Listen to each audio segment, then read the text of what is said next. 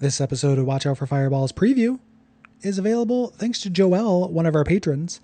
If you would like to hear the rest of the episode or patronize an episode, head on over to patreon.com/Duckfeed.tv. Thank you.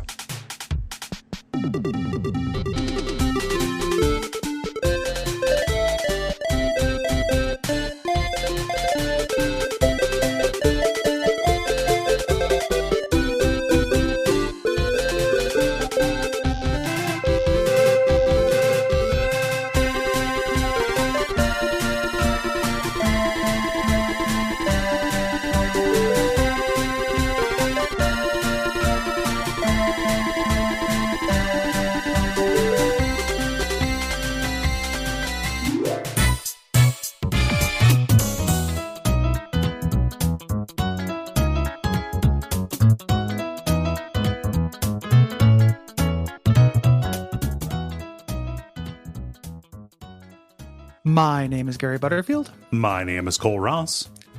And you're listening to Watch Out for Fireballs. It is a Games Club podcast. And this week we are talking about Super Mario 3D World, which is a 3D platformer developed and published by Nintendo for the Wii U in 2013. Yeah, and if you were wondering whether the most recent Mario games kept up the trend of almost exclusively using like old school stripper jazz as the music, it did. At any given point, it seems like someone's going to come out and do an old timey strip tease. Ba-da-ba-ba. Yeah, this big band, just somebody's coming out of the cake. Mario's about just Luigi, just covered in balloons, and on every major beat, he just pops another one. yeah. Like Toad walks up and pops it with his, his prehensile tongue or something. Mm-hmm. This episode is executive produced by Joelle. Thank you, Joelle. Joelle. Thank you. Mm-hmm. I appreciate this. Not only is this is a great game, but also just like the palate cleanser to clear all palate cleansers of anything. Yeah, like what a goddamn joy. This is so good. Oh my gosh. Yeah. Just a Goldilocks of a game. Mm-hmm. Yeah. It's our premium episode, so we're going to be doing generalities for all, and then patrons will get to hear the entire episode if you go to patreon.com/Duckfeed.tv. Yes. And let's get into this. In this game, for as much as story matters in a Mario game, Mario, Luigi, Peach, and Toad, the old Doki Doki Panic crew, they head to the Sprixie Kingdom to rescue 7 of the Sprixie princesses who have been captured by Bowser. They've been jarred, Gary. Mm-hmm. He's been boxing Helena's. Oh, Bowser. Yeah. I don't know what the fuck a Sprixie is, and I still don't know, and it's great. Yep. What a good way to just backseat the story of this fucking game. I love the way that it tells that story actually just by pictogram and only at the beginning and end. It's so good. Yeah, only the beginning and the end is real key. Yeah. Just you got about a minute of wandering around, and then you're just playing. Mm-hmm. It is so good. This game is the killer app 3D Mario that came out for the Wii U. Mm-hmm. If you recall that system, which it was good then too. Yeah. Like as a Wii U owner, that was my favorite Wii U game. But nobody really talked about it, but it got re-released in 2020 on the Switch. Yes. Which is what we both played it on. Yeah. And so now it's kind of part of the conversation. And I think there were people who probably got that re-release for Bowser's Fury, which we are going to talk about a little bit. It's not going to be a major part of the episode, but I've played probably a third of it, and Gary, you've played all of it, right? Mm-hmm. Yeah. Oh, yeah. I think a lot of people hopped in for that and then found out like, oh, this 3D world is actually really good. Yeah, exceptionally good. Yeah.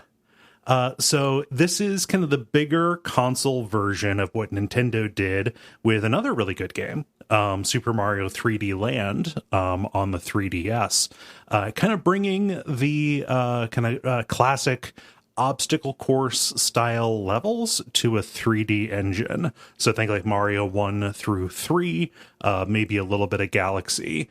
There's not really an emphasis on kind of persistent worlds and these large courses that have multiple ways to highlight different stars. Like these are all very explicit, contained courses that are kind of built around these, fun visual or mechanical themes, and they go by real quick, and the next one could be entirely different from it.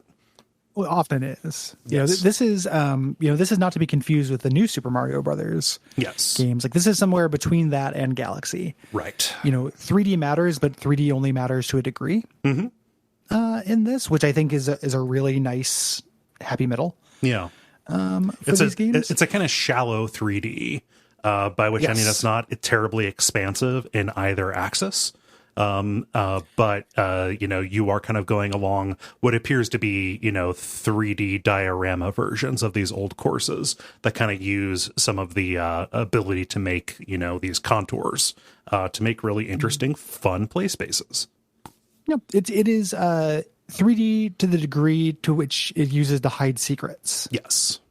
It takes advantage of 3D to add more little hidden details to the levels, which is a good use of 3D.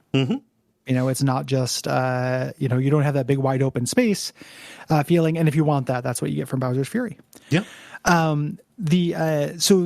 Pretty different than, definitely different than Mario 64 and Mario Sunshine. And even Mario Odyssey, even though Mario Odyssey did have kind of self-contained worlds. Yes. That you went to. This is, as we mentioned, this kind of hybrid. But you're still 3D Mario, which means that you're running and jumping and throwing. You can do wall jumps. You are basically interacting with a long series, like a almost endless series of imaginative little obstacle elements that will change how you get around.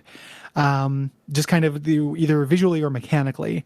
These kind of things. Yes. And as you mentioned before, short. Like these are bite size. These are snacks. Yeah, and these kind of have the framing or the trapping of old style Mario levels down to the point where they have time limits. These can be extended with pickups and flagpoles at the end. Yes. Yeah. Flagpoles that your little cat Mario or cat Peach can scamper up to cheat and always get the maximum score. Yeah, but luckily score doesn't matter. Yeah. So it doesn't, it has some of these vestigial elements to it, which are things that I don't think the time limit adds a whole lot. No. To this game, like I would omit that. But it's also generous enough to where it doesn't hurt. Yeah. And this is kind of steeped in a lot of classic Mario kind of iconography. A good number of old power-ups return, even if they have some slightly different kind of functions to them. So like the fire flower is here. You've got the magic leaf from Super Mario 3, which gives you the Tanuki suit, minus the statuification kind of stuff. It's pulling in power-ups like from the main series and also like up into Super Mario 3D Land and the new Super Mario Brothers kind of stuff. It specifically, it's not Tanuki, it's just the raccoon. Yes. Mario. And you also cannot fly. Yeah, it just gives you kind of like a hover. It's weird. It's the full body suit. It's like the onesie with the ears and the raccoon tail. Whereas in Mario 3, it turned him into a little hybrid character. Yeah, it just made him grow a tail. Yes, painfully. Like it just like bone. You could hear the bones cracking and stuff. It was just really I'm a monster. No good. Mamma mia, it's borrowing massa from my penis. Usually when Mario transforms, it just borrows extra mass from different areas of his body. Yes, yeah. And that's the main one. Just in Resident Evil, biomass conservation matters. Yeah. It just gets less dense. There are a couple of other power-ups, but the game's kind of premiere one, the one that shows up on the cover, is the Super Bell, which gives you a cat Mario. What a great mascot. Like this is, I mean, when we talk about this game among ourselves, we just call it Cat Mario. Yeah. And just like it's cute as a button. It's not quite B Mario cute. like B Mario is really cute because he's constantly kind of waggling his butt at you. Yeah. In a way that doesn't seem like presenting. It just seems like adorable. It's a little dance, Yeah. Yeah, he's just like, hee hee, I got a stinger, I'll die if I sting you, but I might. This is also incredibly cute and really, really useful. You get a claw attack, which is very similar to your melee attack with the raccoon tail. You can do a dive bomb attack. Yeah, it's like a 2D beat 'em up dive attack. It's like that. It's that satisfying 45-degree like glide down. Yeah, like a Ninja Turtle. And then you can climb up walls for a limited time until you get tired. And this extends, like in a lot of the newer games, different enemies can be powered up with some of these things. So you do end up with cat Goombas and cat versions of all these other enemies up to and including Bowser, or should I say Meowser? Yes. Meowser. But this is great. I love this. It is designed very cannily to take advantage of the 3D, I think. It's great for getting at secrets. And I can see this being really welcome for newer players. They designed it kind of with that in mind, with that wall scramble kind of thing. Like if you just kind of miss a jump, you can, you've got a good amount of leeway to scramble back up. It's very specifically a different take on the jump grace thing than a hover jump. Yes. Is. So like the raccoon tail is automatic, like already that's what the raccoon tail is about. A hover jump, a double jump, these things are things to, tools to make it so your jump doesn't have to be as precise. Being able to miss and land on the wall and climb up it is like another iteration of that. But if it's entirely, fits within like theming and, it matches, it doesn't feel cheap to give you another out. Like it's disguised ease almost. Yeah. Disguised ease is a good way to put it. There's another unique power up to this game, the double cherry. Which clones your character. You can actually do this multiple times. Each one of these pickups that you get will add a new copy of your character, and you control them all at once. I was initially a little bit confused by this, but they designed levels around it and specific bosses around it in a fun way. Yeah, this was born as a fun glitch. They were making the game and accidentally just had two Marios on the screen. Yeah, and they all followed the same control, and they're like, why not go with that? Yeah, eureka. And the way they use this is really clever because it is a power up. It is useful to have bonus Marios because if one of them dies, you got some extra Marios. But then they end up doing these, if you manage, it's more challenging because you have a bigger hitbox. If you manage to keep your extra Marios at the end of the level, there'll usually be little scales you can land on. Yeah, that will give you a bonus or a star. Yeah.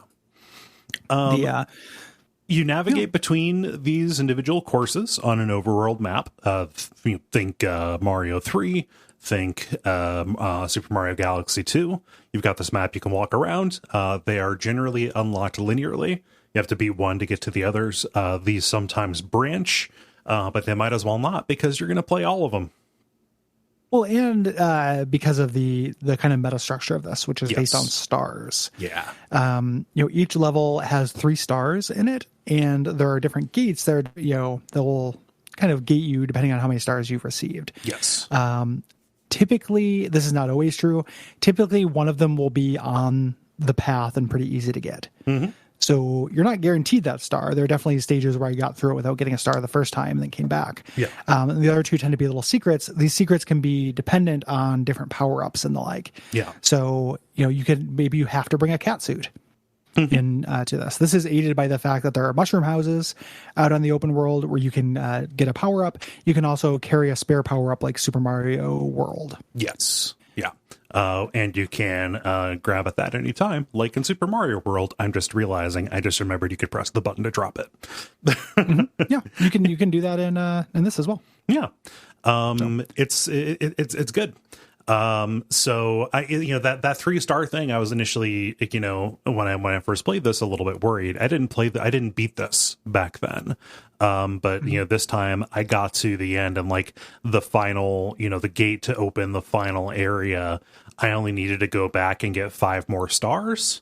And I was only as thorough as, like, if I saw a star, I would try to get it, but if I didn't, then I didn't worry because I figured there would be more.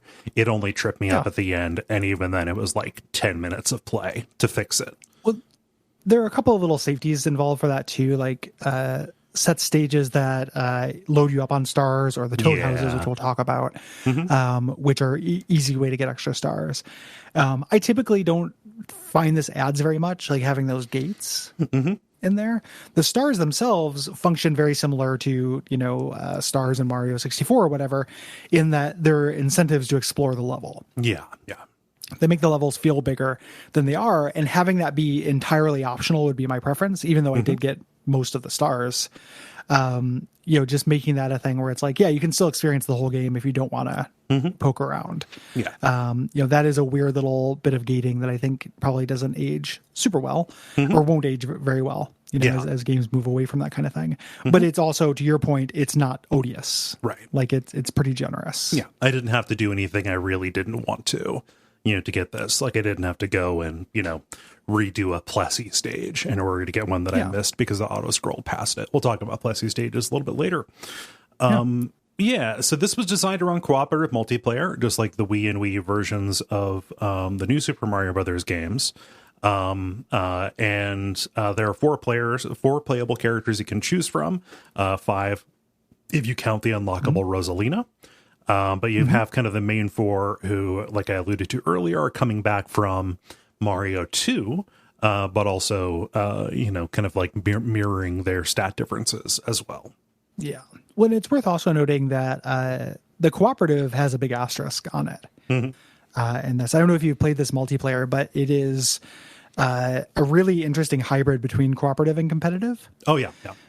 Like the new Super Mario Brothers games, you get in each other's ways. You have to get each other up and throw each other. Design. Yeah. Yes. Yeah. And this is even more chaotic being in 3D. It also has an element where whoever has the most points gets a little crown. And you pass this back and forth between each other. So if you want to, and that is like entirely optional, like you can play this totally cooperatively, like we're just going to try to get through the level. Yeah. But if you want to try to get through the level and get the most points, you can kind of do this multiple ways, and you're going to get in each other's way, even if you're trying not to. Yeah.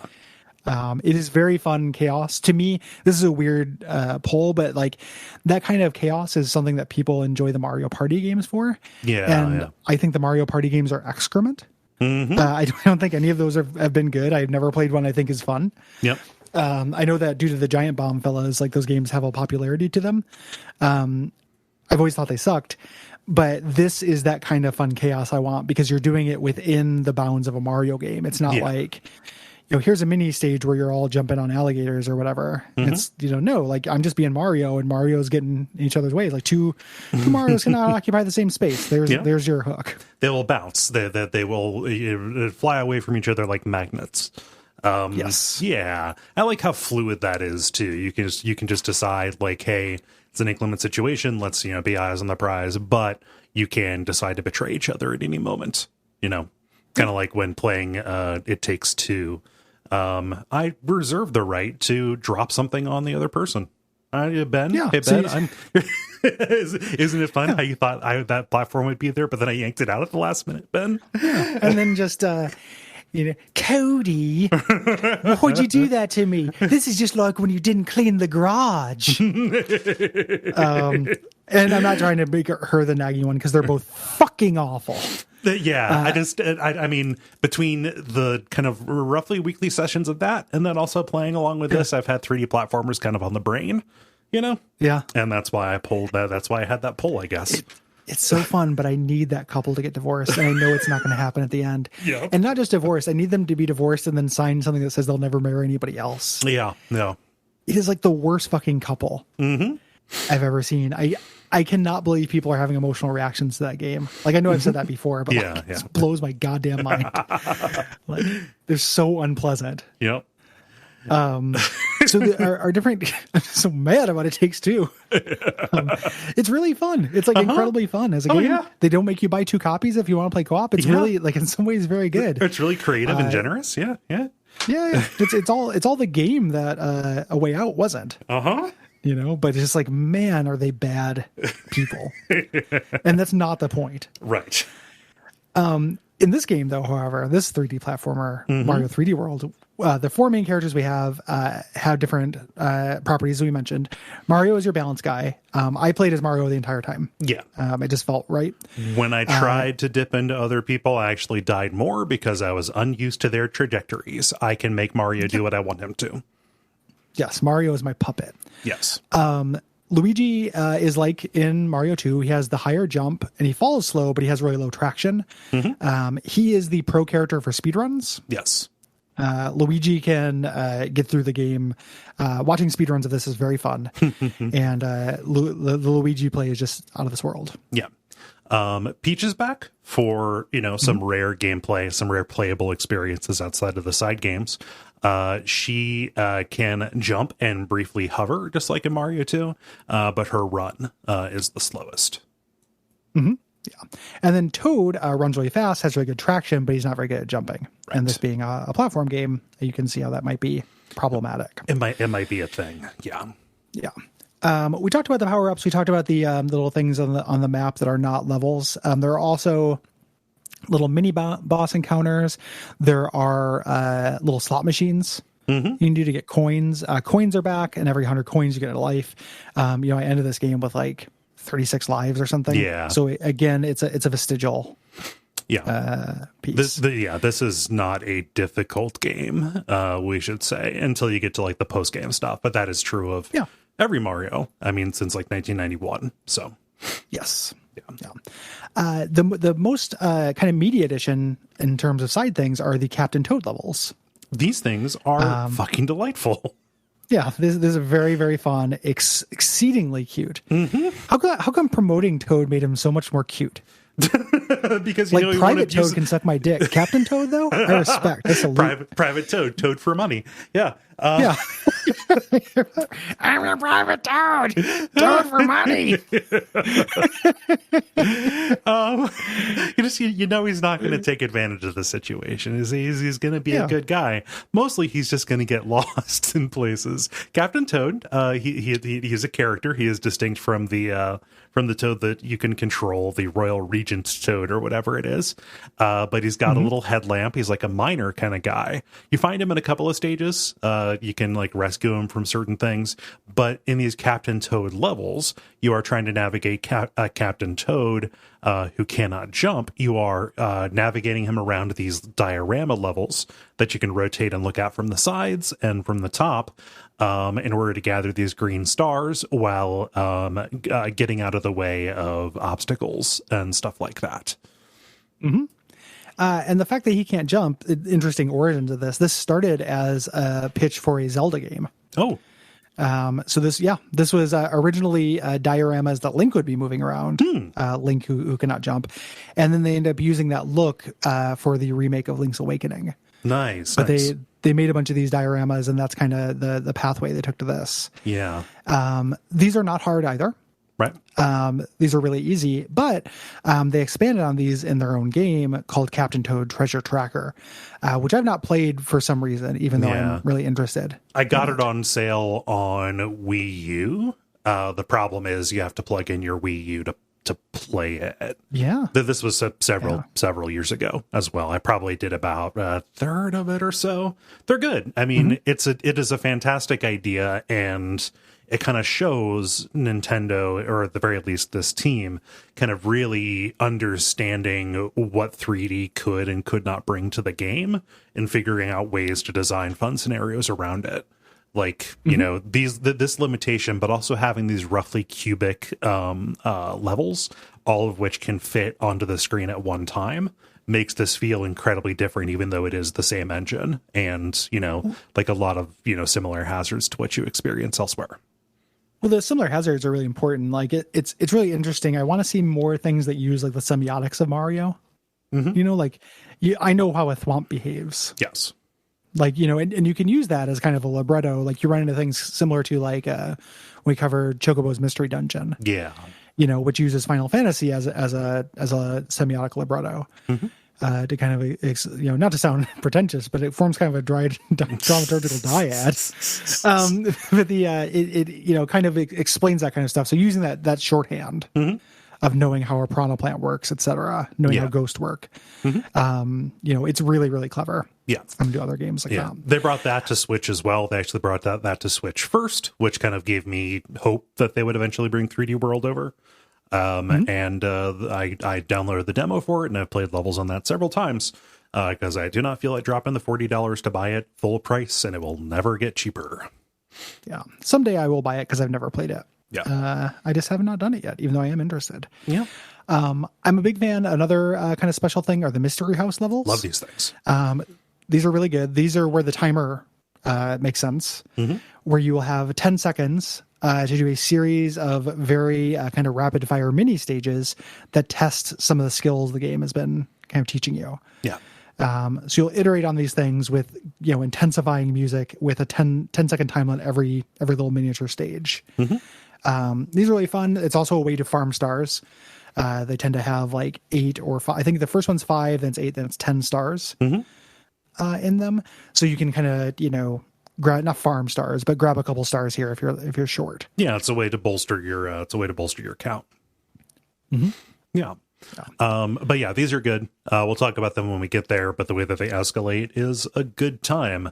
What is not a good time, what is kind of replacing auto scroll stages on this, although there are a few of those, are these Plessy stages. Am I talking about the plaintiff in Plessy v. Ferguson? No, I'm talking about a big, dumb Loch Ness monster. Surprisingly, yes. Surprisingly, I am. Little twist of the show. Yeah. Nintendo's lost their fucking minds.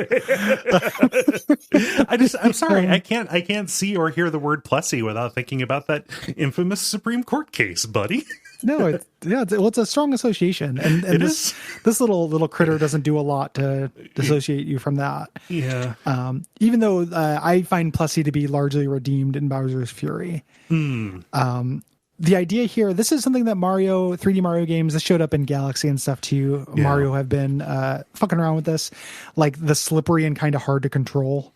Yeah. Obstacle course stages. They definitely have these in not Galaxy, the newest one. Odyssey. Why am I blanking on the name? They're there on Odyssey. Yeah. Odyssey, yeah. As this kind of thing. And he's a dipshit. Like there are Mario designs that are just like really good, and then sometimes it's just like, what if there was a smiling moron?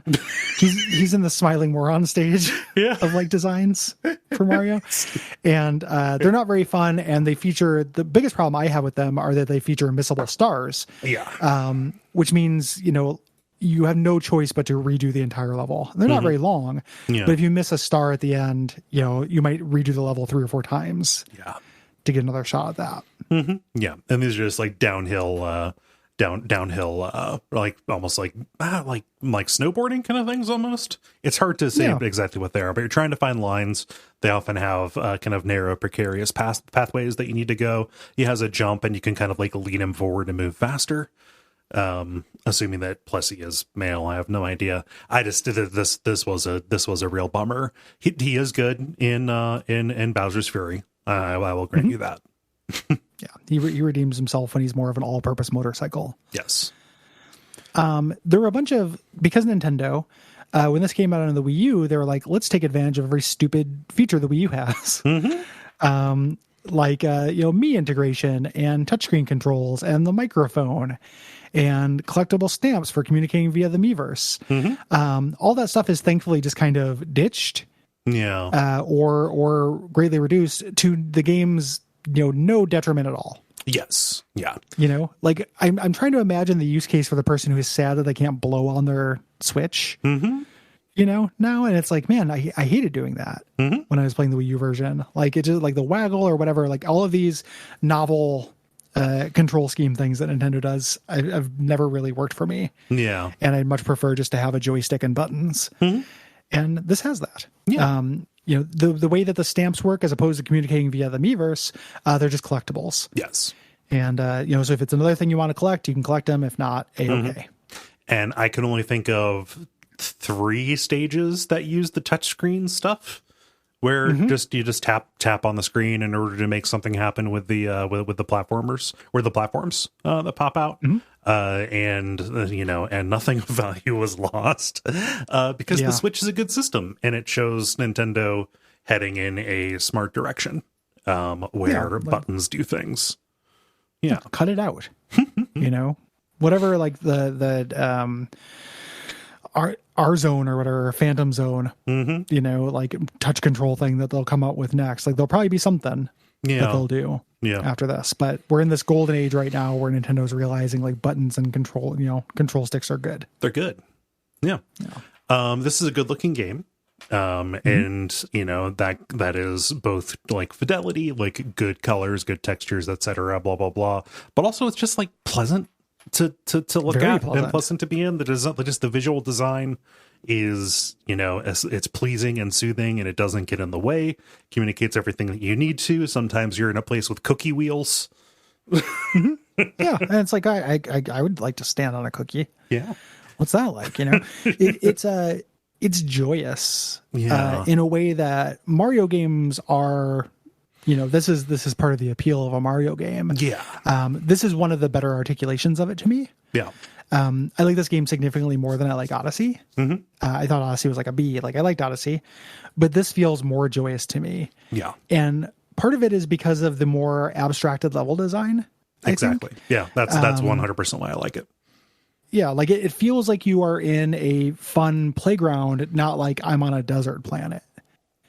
I don't know why Mario keeps going to desert planets. I never really think that's that fun. The spice this must is flow. more just like surrealist spaces. And it works as that.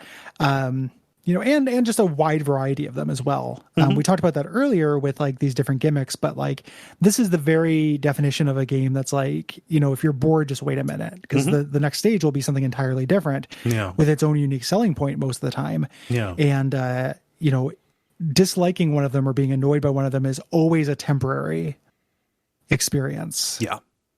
And there are like almost always. There are some gimmicks or like some biomes that only show up once. And I found myself like wanting them to iterate on it, but no, they're like, we have something else that we want to show you, like a lot of them get iterated on in the challenge map. In the final area. And that's where you get the really cool, like, these timing platforms that appear and disappear on the beat. What can you do with those? How can you mix those up with other things? So, and we talked about the soundtrack as well, just raucous jazz music that you would hear played at the best damn pet shop in town. Just a big band, baby. Kings of the Tut Tut sound. So this began development with a 100-person team, just writing ideas for levels with sticky notes, putting them on the walls everywhere, and then just choosing the best one and testing them. So that's kind of where you can see the origins of that. Wait a second, it'll change. Feeling. So we talked about the Super Bell. They wanted to they started with the abilities that they wanted to give people, that extra jump grace, the melee attack, and they figured what encapsulates all of that. Well, we could just make him a kitty cat, and a sensation was born. And a good sensation at that. We talked about the origins of the double cherry being a mistake, but I think that's interesting in terms of like the culture around this game starting out, like just go with it because it's cool. There's kind of a joyous freedom that you can kind of feel in this. And that's, please don't at me if it's like, actually, like, people were crunched to death in this. I don't actually know, but it's just ignorance if I'm not speaking to the labor atrocities committed in this. It seems fun. They portrayed it as fun, whether it was truly fun or not. It looks like there was a great amount of freedom, at least as far as getting ideas into the game and working really well. Resources were thrown at these ideas if they ended up being any fun at all.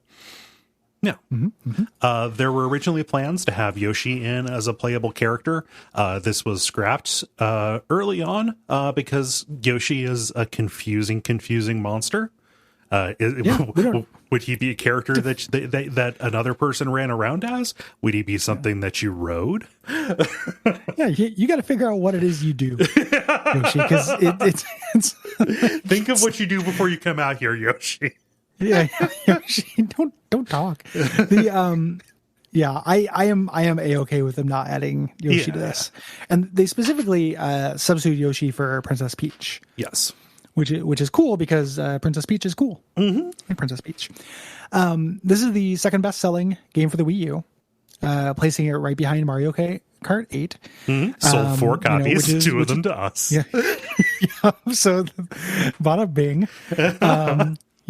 But this was really well received. It's also sold well on the Switch, and has been critically acclaimed. It was like one of the best selling games this year, I think. Yeah. Yeah. Well deserved. Like, it's great. Mm-hmm. And to kind of get people to double dip, like myself, like I probably would have double dipped just to not have to get out my Switch. Yeah.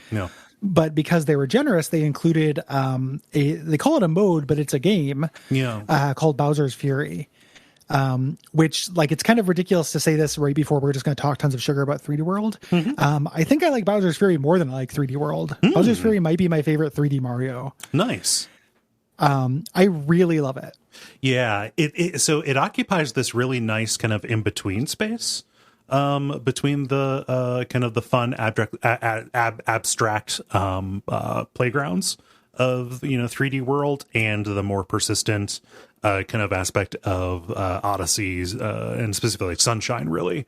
Because the entire thing takes place on this gigantic lake, and all the different places are islands. And you are in Mario's body the entire time. There's no like world map. You're navigating between them, kind of doing explicitly like Mario 64 style, like named challenges to get these little cat shines that you need to find. Yeah, it's got that. It's got, because it is an open world, there's lots of secrets in the connective tissue. Use Plessy as kind of your vehicle to get around. He's much more fun in that context when you're not on like a narrow track, when you're on Rainbow Road. Well, it's fun when you're like, so the idea is that Bowser went on vacation to this lake and he got covered by this horrible ink and turned into a kaiju. And Bowser Jr. kind of teams up with you, Mario, as you go and try and defeat Bowser, but also get rid of all of this ink that has overtaken the area, like in a Mario Sunshine corruption kind of way. It's good. It's got tons of Breath of the Wild DNA. Yeah. Like the Blood Moon happens. Like Bowser wakes up, big dark evil Bowser wakes up, and everything starts storming, and he shoots fireballs at you. And the way you get rid of him is either getting a star. So all of these different, contained almost like stages that are getting a star have a challenge version you can do if you're doing them while dodging Bowser. But Bowser will also destroy parts of the landscape. Yeah. Like change the landscape, create platforms and stuff. And you have these boss fights you're doing where you are getting enough cat shines to unlock the Mega Bell, which turns you into a giant cat Mario. It turns you into Super Saiyan Cat Mario. Yeah, Super Saiyan Cat Mario, where you fight these like legit boss fights. Like, we talked about Mario boss fights a lot, and I think that's a really effective shorthand. Like, everybody knows what a Mario boss fight do something 3 is going to be like. Yeah.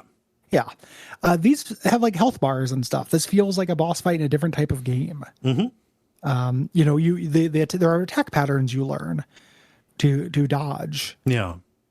In these. And that just, and then Bowser goes, and goes back home, and it opens up another section of the map. It's like an 8 or 9 hour open world Mario game. Yeah. And if that doesn't sound cool to you, I don't know what to tell you. Yeah, right. It's exceptionally good. Yeah. Really fun. You've beaten it. I think I've probably played about 3-4 hours of it, something like that. And I've been really impressed. It's I haven't done 100% completion because it goes into collectible zone. Yeah. On that, but I have gone back and I've done all the stages. Yeah. In it, and it's really neat too. It's very similar to 64, where it's like you have this island that counts as a stage. It has its first thing it has you do, but when you show up again, the geography will be changed, and you'll have a different, like an entirely different goal. Yeah. To it. It does a lot with a little. Yeah. Has like a really canny backtracking that they have you do because of that. And I don't know, there's something that I love about just having the name of all of the stars that you're going to get, these cat shines, and then having each of them be like their own little riddle of where you need to go and what you need to do. Yeah. You can multitask on them. You can get them ahead of time. You know, it doesn't kick you out of the stage or make you start over or anything, which was an annoying thing about Mario 64. Yeah. It's really, really good. And just as a bonus thing, like, you know, an 8-hour game for $40 or $50 or something like that is sometimes a tough value proposition. You know, if this was expanded a little bit, like if they do a Bowser's Fury 2, or if the next Mario game is like this, it'll be a day one purchase for me as somebody who is mildly disappointed with Odyssey. Yeah. And it is, I mean, I don't know, I would not hesitate at all to recommend getting this package, even at $60, with the two amazing games kind of joined together like this. If you haven't played Mario 3D World, like, what the fuck are you doing? Like, 100% pick this up. Like, this is you will have fun. Like, it is almost like somebody putting a gun to your head and just like, you know, you're gonna have fun or you're gonna swallow every fucking bullet I give you. Like, you will have fun. It is exceptionally fun. And that's gonna be it for the public part of this epo. Yes, it is. If you would like to hear the rest of this, you can go to patreon.com/Duckfeed.tv at $5 per month. You get not just the rest of this episode, but the whole versions, the complete versions of every premium episode we have done to date, which is lots of them. Yeah. And if you have to pop in and then pop out, you know, pop in, listen to them, pop out, we don't mind. We understand there's still a pandemic on. Yeah, we designed it so you could do that. So go forth and enjoy it. And we'll be back next week with you know, the dispatch episode. Dispatch. Yeah.